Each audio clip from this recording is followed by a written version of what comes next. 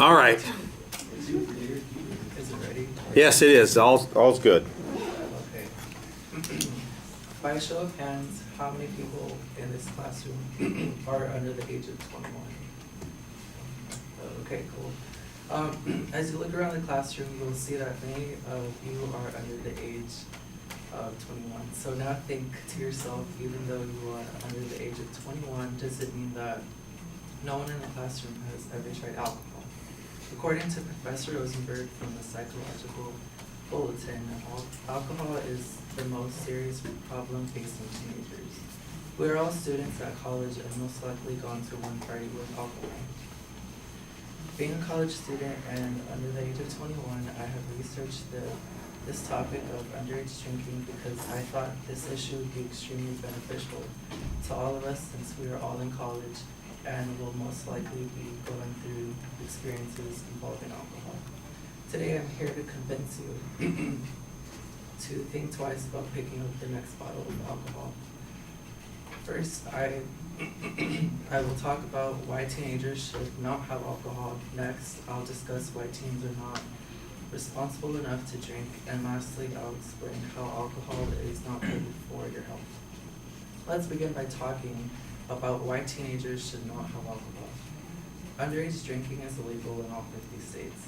So I know that. The tolerance that police have to teenagers drinking and driving is absolutely zero.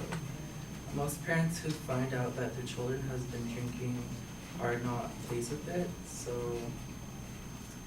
there is a $1,000 fine if for a first-degree misdemeanor. So yeah, not only is underage drinking against the law, but it is endangering the person's life as well as others, especially on college campuses. Now that I've explained why teens should not have alcohol, I will explain to all of you why teens are not responsible enough to drink. When people drink, they use poor judgment, and when underage people drink, it is even worse. So the more you drink, the more judgment you lose. For example, according to Professor Rosenberg from the Psychological Bulletin, 90% of all campus rapes involving drinking are 68% of manslaughter convictions and 63% of assaults that involve alcohol. Imagine the situation with your best friend driving home from your house one night, and on the way home, your friend meets some person who decided to drink too much, and your friend and the other driver crash head on. The underage drunk driver survives while your best friend is killed. So what happened to the drunk driver's judgment? It is in his 15 empty beer cans at the party. Officer Dean Wilson, Executive Director of the National Organization's Health, calculated that every 15 minutes someone in the U.S. dies as a result of alcohol related to a traffic collision. Now that I've explained why teenagers are not responsible to drink because of lack of judgment, I will explain how alcohol is harmful to your health. Anyone who drinks has the chance of seriously hurting his or her body. This can happen in several ways. Alcohol is a drug that can cause liver damage, cancer, heart damage, and even death. Women who consume alcohol during pregnancy are at risk to deliver a child with fetal alcohol syndrome. People who drink on a regular basis tend to look older faster. So just think to yourself, drinking alcohol may seem good when you are 18 and want to look 21, but what happens when you turn 30 and look like you're 50? How good is it then?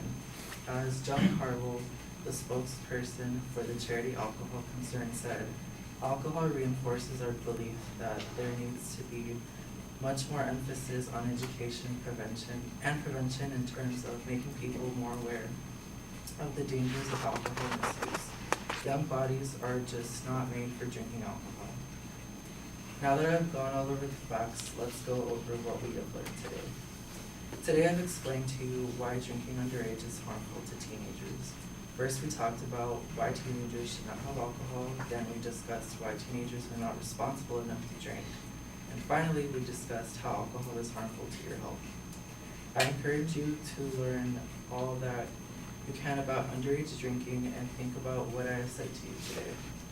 I also urge you to educate others about the effects of alcohol. Now I will end the speech with the question that I would like for all of you to think about.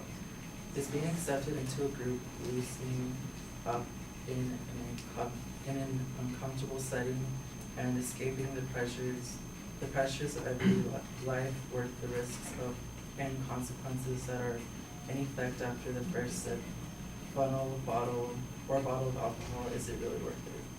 Thank you. Do you have the outline? Yes, please. Okay. And while you're standing up there, could you look and see who is supposed to do the evaluations of you?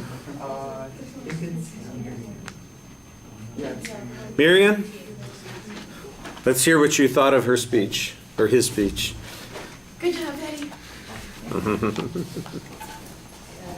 I liked it. He had all good points and stuff. Good points and stuff. It was well organized. But he kept like looking down at his script though.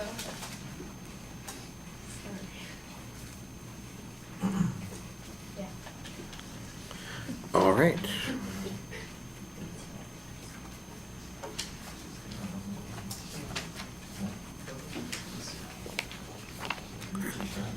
All right, Eduardo, I thought that the opening was, except for the audience survey, which, you know, I'm not a big fan of as an attention device, I thought that the opening was pretty good, setting up a subject, giving us a clear point of view, and setting up a preview, a structure for us to listen to. So you did a good job there. Your internal signposting was very clear. I like that. So that made it easy to follow. You usually had some source or some information that you were citing on the individual points. Sometimes the visualizations are the major point that you have on that section, but like I said, usually there was some kind of research to back up your point as well, and I thought that you made a little bit more effort in regard to that than we've heard in some of the other presentations today. So organizationally it's good. Research is pretty solid. I think you had some nice negative visualizations also, the example of being with your friend, for instance. I think there are probably some other illustrations. I like that negative, I like that one. It says, you know, maybe it looks cool to try and look older when you're 18 and you want to look like you're 21, but when you've been drinking like that, do you really want to look like you're, 50 when you're only 30, and it would be interesting to hear some of the effects on the body, for instance, I think you could describe some of the things that people who drink excessively have that would be indicative of that aging kind of process. The phrase is really good. Now what we need is some data to go along with it, because I think that would sell that a little bit more effectively. I'm sure that at this point I'm going to yell at you about your delivery issues. It's all reading. You don't really look at us. You need to project a little bit more. I sound like, I should say I sound like a broken record, but nobody will know what that means because nobody has encountered a broken record before. It sounds like I've got on a loop, on your YouTube video. It just keeps playing back and again and again because I'm saying the same kinds of things. You need to make progress on this. I think the content of your speech is really solid in comparison to things that you've done before. So I think you're on the right track there. I don't know if it's just that you didn't have enough time to practice or you're throwing it together at the last minute, and so you're just happy to have it done. But you can be there. Everybody can be there, folks. It's just you have to make the decision, the commitment to do so. All right, thank you.